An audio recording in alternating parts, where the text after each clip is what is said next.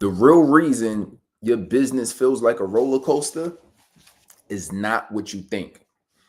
So today I'm going to walk you through this, what we call the feast and the famine cycle that happens within the coaching industry. When I learned this, I went from having clients to not having clients, to seeing some sales to seeing zero, to seeing some and seeing zero, to consistently knowing what I'm consistently being able to build up my client base to hundreds of clients, and then eventually transitioning full time into the coaching industry. So let's talk about that. This is an important part of it because I could still remember being excited. I'm like, yes, I got my first client.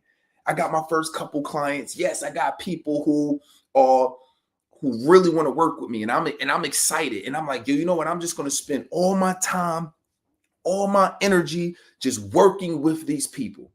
And if you've been in the coaching game for a minute, you understand. If you've been doing this for years, because we all go through this. When you finally get some people to help, you want to spend all your time, all your focus, all your energy focused on helping them, and you helping and you trying and you helping them, and you really are helping them. But then something happens that you didn't expect. People stop working with you for one reason or another. Oh, that's interesting. I never really thought about them not working with me.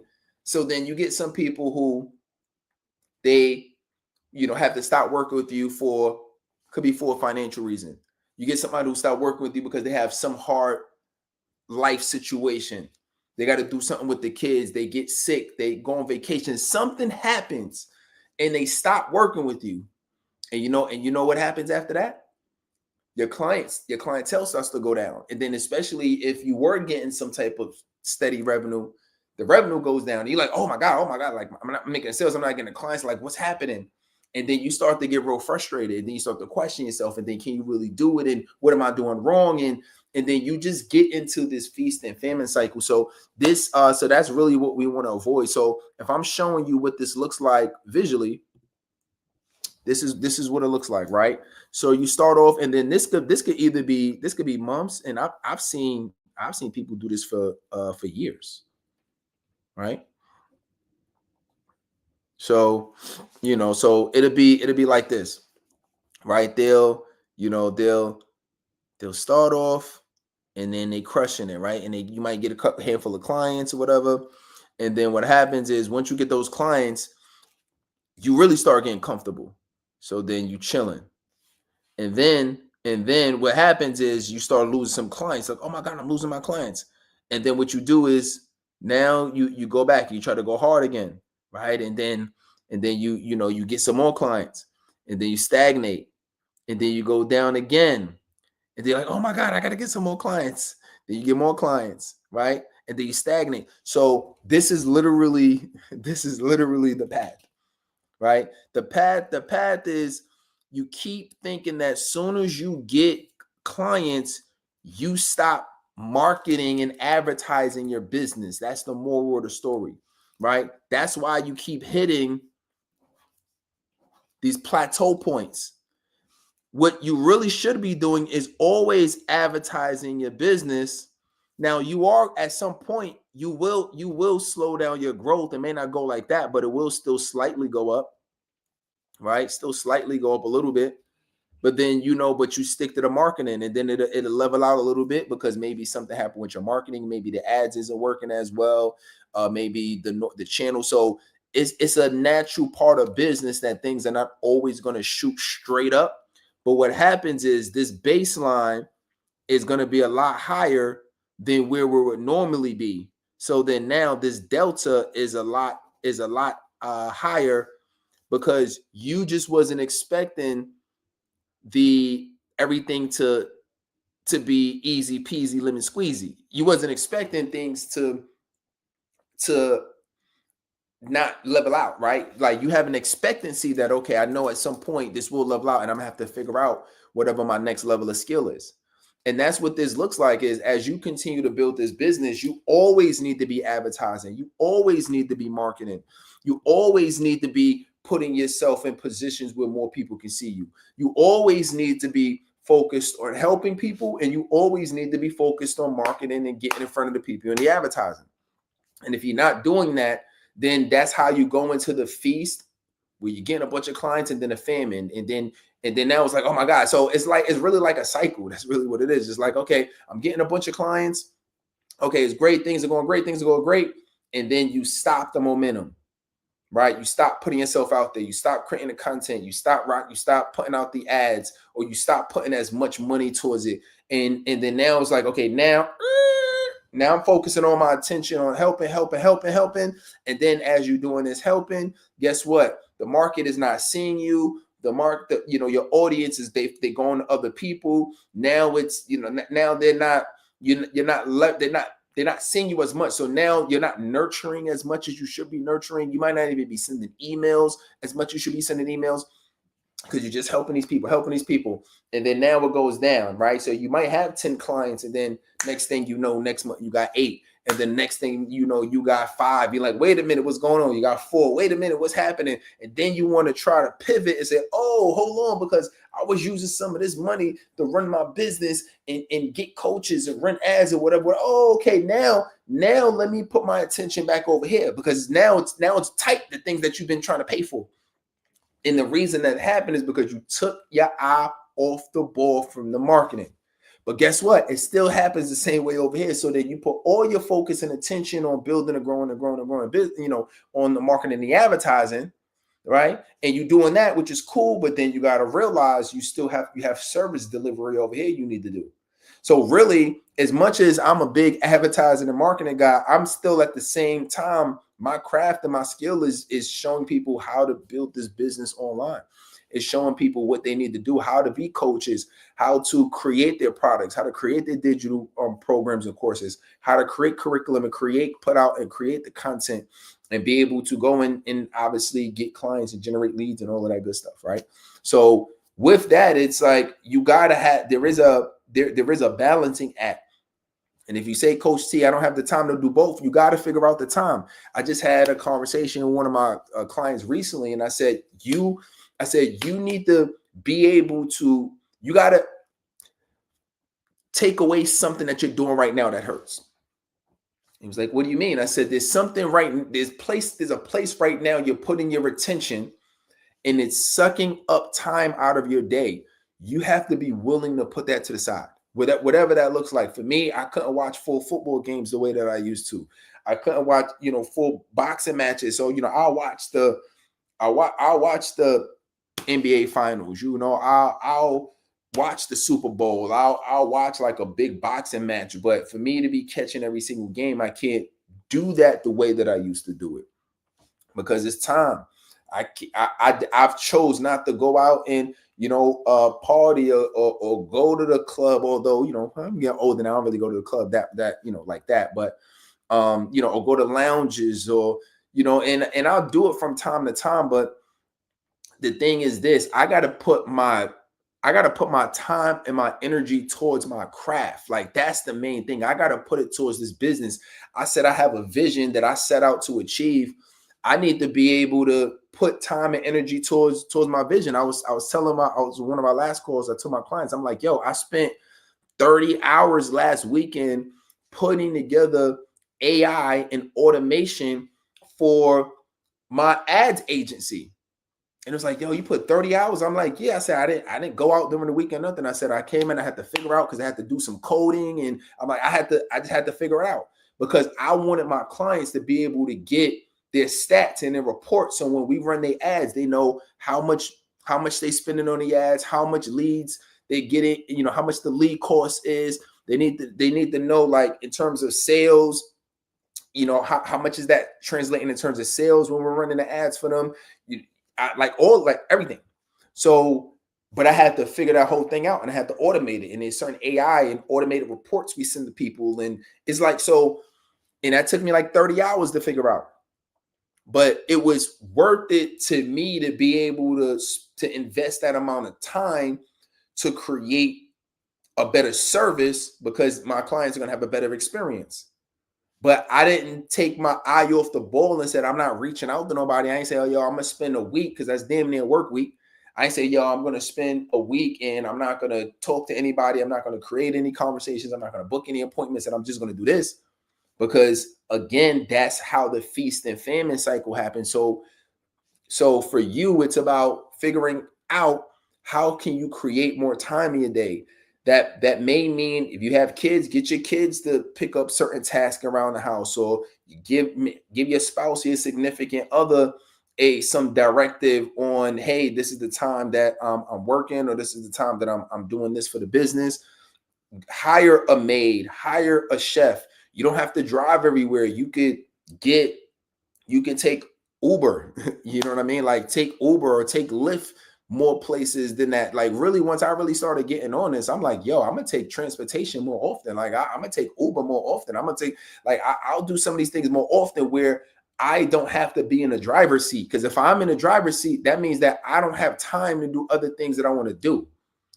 Right? If I could save 30 minutes taking a bus or train somewhere, or taking an Uber somewhere, and I can do my posting for the day. I can follow up with leads. I can create content. I can do certain things. I can plan my next YouTube video. That literally just saved me time, and that's making me money more than me having to be behind a driver's seat somewhere, sitting in traffic, and that's not making me any money. Right? When I'm following up with leads, that's making me money. Right? When I'm scheduling appointments, that's making me money. So we got to be more creative in terms of finding time.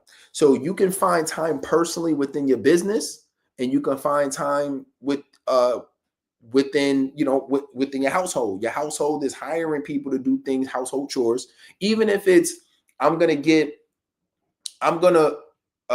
Instacart, so you don't have to go out and go get the groceries and save an hour, because you could use that hour for something for your business. Great, do that. So it's little strategies like that that give you the ability to be able to follow up. If it's in the business, you can hire that VA. You can hire the ads agency to help to run the ads, so you don't have to think about the marketing. You can set up an automation that sends out the replays, or sends out the emails, or chops up your content, so you don't have to do it yourself. So these are different things that you could do that will save you the time, so you can be able to do the marketing. You can do the marketing, and you can do the fulfillment of your program or your product. You see what I'm saying? But there's no excuse to not do both, because if you're doing that, then your business is going to be like a seesaw, and it's going to look just like this. Your business is going to look just like this, right? You're going to find yourself doing well, and then you're going to find yourself being flat for some period of time. Sometimes people don't realize it until months later, until people start dropping off, and then now they're trying to hurry up. Oh, let me hurry up. And then they do the same thing, and then they go back. Let me hurry up. Let me and then that's literally their trajectory. And so you don't want to be put in that position. So the best way to not be put in that position is to focus on both.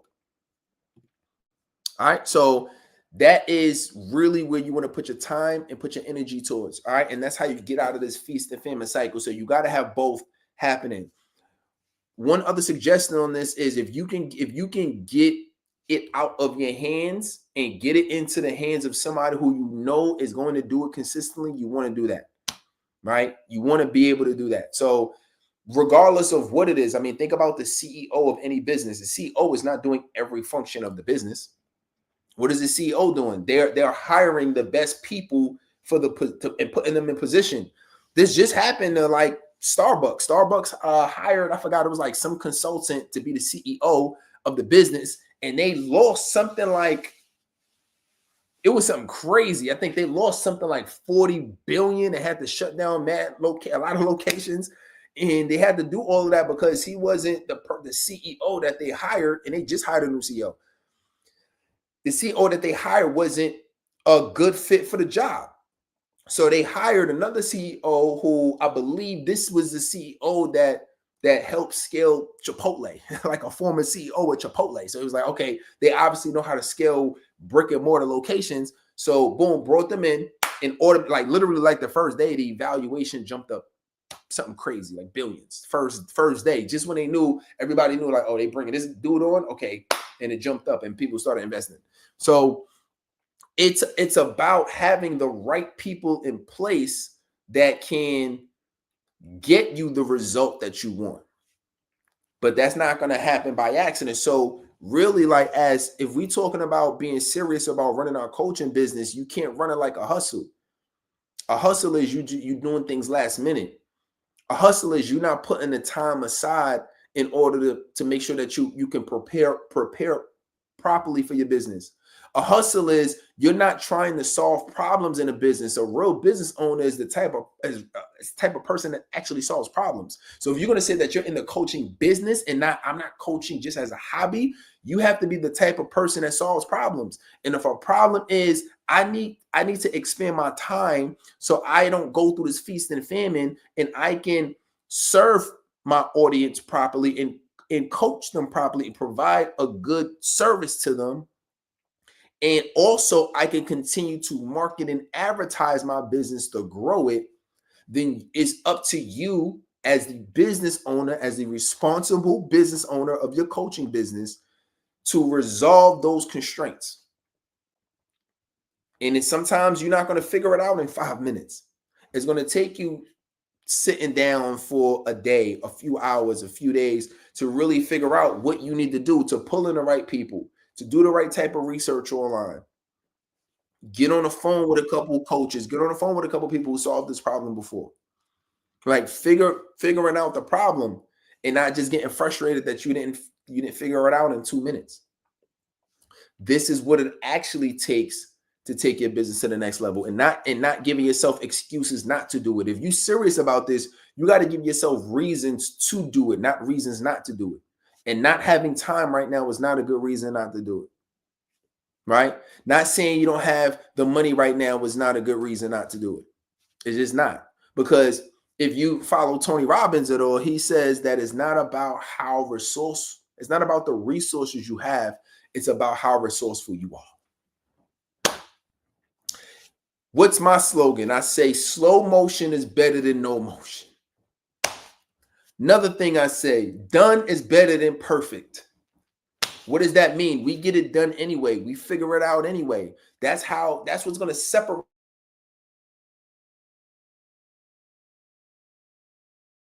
you from everybody in their hands and quitting and saying they can't do it and saying it's too hard and, oh, I'm going to jump to that opportunity and I'm going to do that thing. And they think that it's going to be easier jumping to that new business or jumping to that new opportunity. But guess what? Every business has constraints. Every business has challenges. Every business has its own level of skills that you need to acquire in order to be successful at it. So even if you can get a fast win, jump into something else, at some point you're going to hit a plateau, and you would have been much better served just staying with the current business that you're at right now. Like, and growing that. I've been doing this coaching industry since 2015, and I've been in business since about 2012. So think about me just even being in the same industry, me doing this. So you know how much more I learned about online marketing over the years, how much more I learned about making sales online, how much I've learned about doing content, being a public speaker, how much better I got at coaching people and understanding the profile of different types of coaching clients. You understand how well I got at follow-up. You understand how well I got with understanding different technologies and CRMs and payment processes and all of these different types of things. I've learned all of that because of me being in this industry. Had I been in a different industry, I would have learned different things in order to thrive in that industry. But that does not necessarily mean it would have been easier, because if it's too easy, that means everybody's doing it. And if everybody's doing it, then it cannot be that valuable. And you cannot be extraordinary when everybody is doing something. That means that you're going to be ordinary, right? If everybody is doing something, you can't be extraordinary. You can't be that because everybody is doing it. By definition, that's ordinary because everybody is doing it. So if you want to be extraordinary, If that's what you want to be, then you literally have to do extra. You have to be willing to do things people aren't willing to do. And that means when you run through challenges in your business, you're willing to figure it out. You're willing to say, well, I'm not really good at marketing, but I'm going to figure it out. I'm going to hire. I'm going to try to do it myself. I'm going to try to get a friend or family member to help me out. Yo, when I started, I had my cousin. I was just talking to my cousin Pipe within like the last week.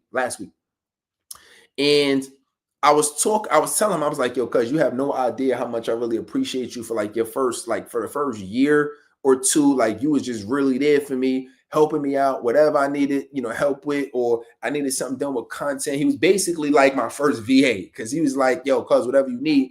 And I really appreciated that because he saw the vision in me that, yo, I see that Terrell's really passionate about this. And this is like, I consider him like a brother. He's like a year older than me. I'm 37, he's 38.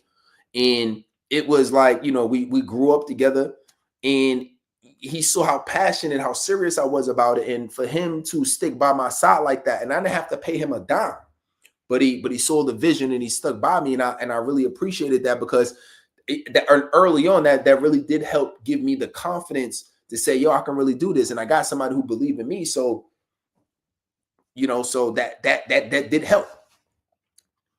At the end of the day, I didn't give myself an excuse. Even if he would have said no, it would have been up to me to keep going because there's nobody. God put this vision in me. He put this hunger in me. He said he gave me the light, the enlightenment to say, yo, Terrell, this is something that you could do. He put the seed in me for me to be able to do it.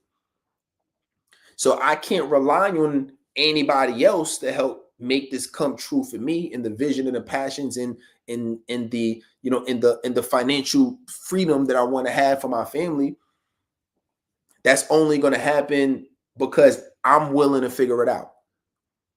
And so that's the reason why I do these trainings and I do these videos, because I want to make the path easier for you. And if I can condense my last decade in like a few minutes for you, as I go through these lessons and these experiences, I want you to be able to take these lessons and take it to the next level, right? And then obviously taking it to the next level is you're getting our resources, because everything that I've talked about, I put procedures around, I got process around, I got like tactical training videos around. I got actual resources, like step-by-step tactical things that you can actually follow to take this to the next level. But especially for a trainer like this, is more, I really want you to understand the strategy about, it's not just about starting and stopping. Like you could do this for a long time and not really make that much progress because you doing something for a little while, it starts working and you stop. And I'm saying it because I've been there. I do something, I start working and stop. I do something, I start working and stop. And then it just take a long time to win. So if you want to get some help with this, I actually have a masterclass that I'm going to give you.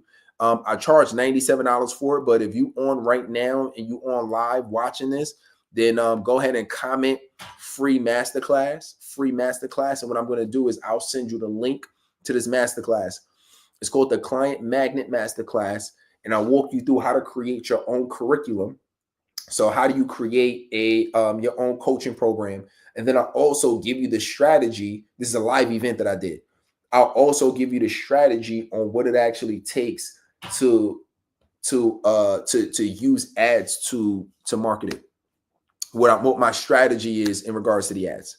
So if that's interesting to you at all, just go ahead and comment free masterclass. I'll send you the link over to it so you can start watching it, create your own coaching program, and then you can use our strategies in order to advertise it. All right. And so that's my gift to you. If you made it to this point in the training, let's get it.